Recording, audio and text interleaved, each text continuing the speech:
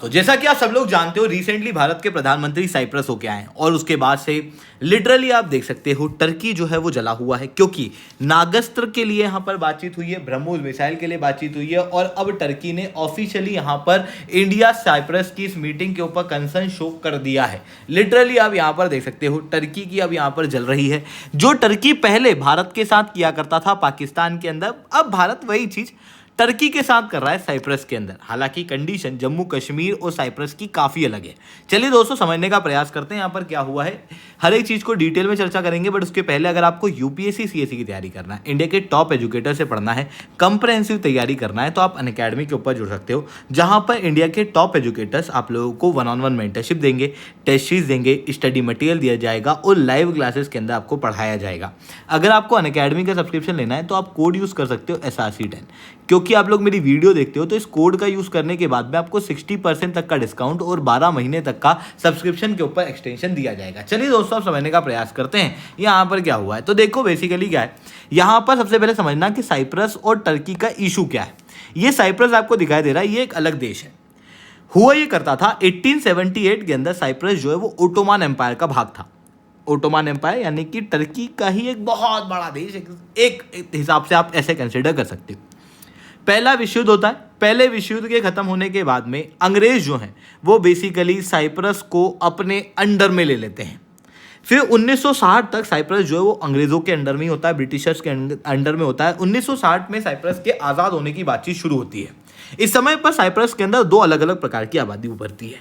पहले प्रकार के लोग होते हैं जो कि ग्रीक मेजॉरिटी के हैं, मेजॉरिटी लोग यही हैं और ये कहते हैं कि हमें ग्रीस का भाग होना है, हमको अलग देश नहीं चाहिए। वहीं दूसरी तरफ जो टर्किश लोग हैं वो माइनॉरिटी के अंदर रहते हैं और ये कहते हैं कि यार ग्रीस के अंदर मिल जाएंगे तो हम मार्जिनलाइज हो जाएंगे, हमको तो साइप्रस एक अलग देश चाहिए। फाइनली साइप्रस एक अलग देश बनाया जाता है और पावर शेयरिंग इस तरीके से रखी जाती है कि प्रेसिडेंट हमेशा ग्रीक होगा और वाइस प्रेसिडेंट हमेशा टर्किश होगा। और इस चीज़ को और ज़्यादा स्ट्रॉन्ग करने के लिए कि ऐसा ना हो टर्की आने वाले समय में साइप्रस के अंदर इंटरफेयर करे या फिर ग्रीस करे, इसके लिए एक एग्रीमेंट किया जाता है जिसके अंदर ब्रिटिश, टर्की और ग्रीस ये तीनों देशों के लोग बैठते हैं और ये आपस में मिलकर डिसाइड करते हैं कि साइप्रस जो है वो एक अलग देश होगा जो किसी भी देश का भाग नहीं होगा। यूके जो है वो गारंटर के रूप में काम करेगा। ग्रीस, टर्की और यूके तीनों साथ में मिलके इंडिपेंडेंट और टेरिटोरियल इंटीग्रिटी साइप्रस की इंश्योर करेंगे। कोई भी देश इसके अंदर इंटरफेयर करने का कोशिश नहीं करेगा। फिर उसके बाद में एक बहुत मेजर आर्टिकल आता है, आर्टिकल 4 इस एग्रीमेंट के अंदर, जिसके अंदर कहा जाता है कि अगर कोई भी देश as a guarantor of peace चीज़ों को तोड़ता है, जॉइंट एक्शन लेने में चीज़ें फेल होती है, तो कोई भी देश यूनिलेटरल एक्शन ले सकता है। ये डिसाइड होता है शुरुआत के अंदर इस एग्रीमेंट के अंदर। फिर 1963 से 64 के पीरियड के अंदर क्या होता है ना कि जो ग्रीक आबादी है वो टर्किश माइनॉरिटी को दबाने की कोशिश करती है और इसके लिए इनके द्वारा एक कॉन्स्टिट्यूशन अमेंडमेंट प्रपोज किया जाता है। इस कॉन्स्टिट्यूशन अमेंडमेंट के अंदर ये कहते हैं कि टर्किश आबादी की पावर को कम कर दिया जाए, जिसके वजह से टर्किश लोग वॉयलेंस क्रिएट कर देते हैं और इसी वजह से 1970s के अंदर जो साइप्रस है उसके हाल कुछ इस तरीके के हुआ करते थे, जहाँ पर टर्किश लोग अलग रह रहे थे और वहीं ग्रीक आबादी अलग रह रही थी। जो ब्लू कलर है ना, ये ग्रीक आबादी का है और बाकी बफर जोन वगैरह आपको यहाँ पर दिखाई देंगे।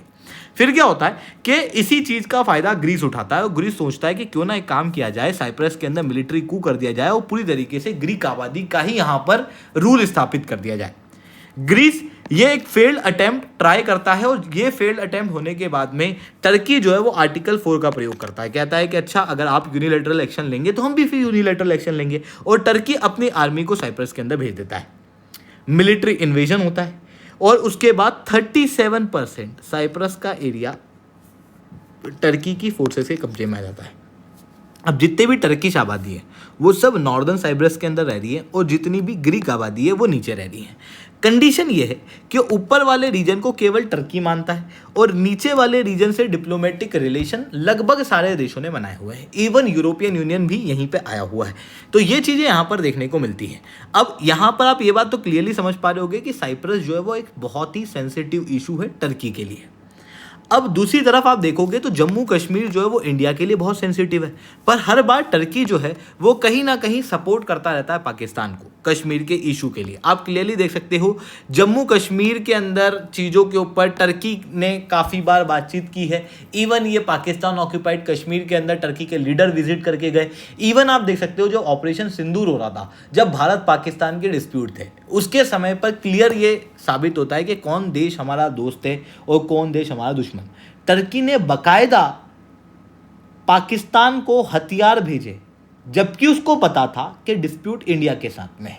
ये क्लियरली दिखाता है कि टर्की जो है वो कोई हमारा सगा नहीं है और टर्की के साथ में हमारे अच्छे रिलेशन नहीं है, जिसके कारण से इंटरनली टर्की को बॉयकॉट करना इंडिया के अंदर शुरू किया जाता है, जहां पर एयरपोर्ट के अंदर टर्किश कंपनियों के टेंडर को कैंसिल किया जाता है।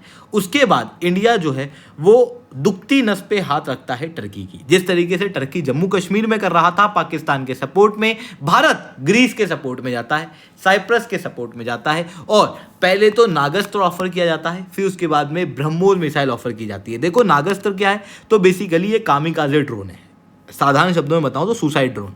ये ड्रोन कहीं जाते हैं, वहाँ पे जाके फट जाते हैं और ये बहुत इफेक्टिव थे ऑपरेशन सिंदूर के समय पे, क्योंकि काफ़ी सस्ते होते हैं मिसाइल से। और टर्की के जो ड्रोन्स हैं उनके मुकाबले काफ़ी बेहतर ये ऑपरेशन सिंदूर के समय पे साबित हुए थे। इसी वजह से टर्की के खिलाफ नागस्त्र ड्रोन अभी के समय पे साइप्रस चाहता भी है।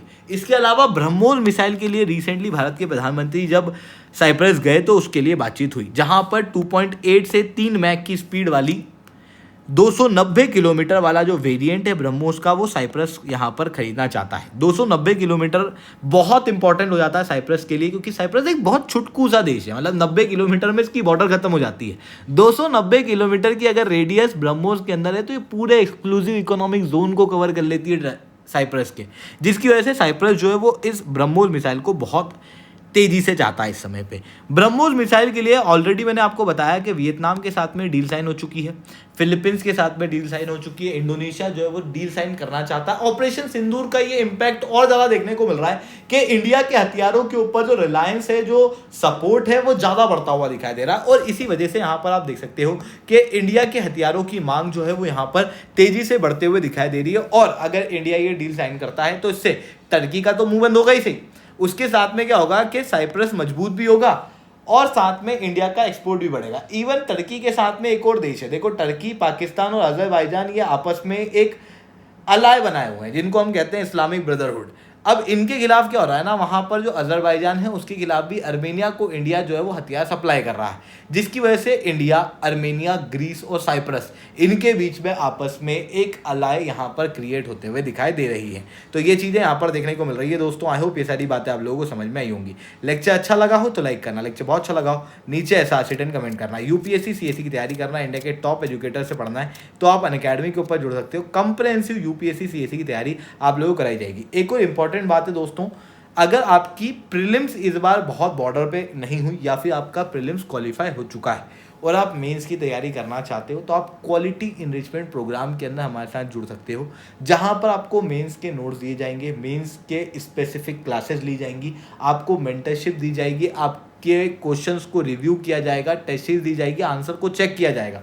अगर आप इस क्वालिटी इनरिचमेंट प्रोग्राम के अंदर जुड़ना चाहते हो तो केवल 9,999 के अंदर अनअकैडमी के ऊपर जुड़ सकते हो। आज के लिए इतना ही दोस्तों, that's all from my side. जय हिंद, जय भारत।